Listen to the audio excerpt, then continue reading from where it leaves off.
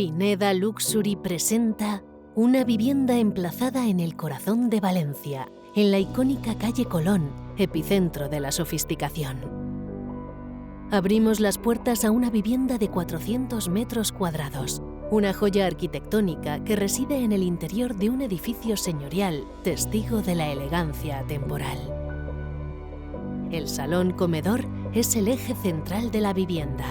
Orientado hacia la fachada principal, se conecta con una amplia cocina independiente vinculada a la zona de servicio, el lavadero y un baño. Un piso con una distribución definida que permite combinar vida social y privacidad.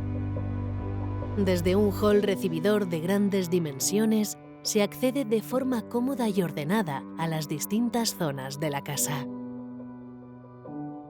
La zona privada se compone de 4 dormitorios amplios, 2 de ellos en suite con baño propio, destacando en la suite principal su amplio vestidor y zona de estar. Mientras que los otros 2 dormitorios comparten un baño equipado con sauna, pensado para el confort diario. Los techos altos y las puertas de suelo a techo, así como los armarios, refuerzan la sensación de amplitud y realzan el carácter de la vivienda, aportando luz, presencia y continuidad a cada estancia.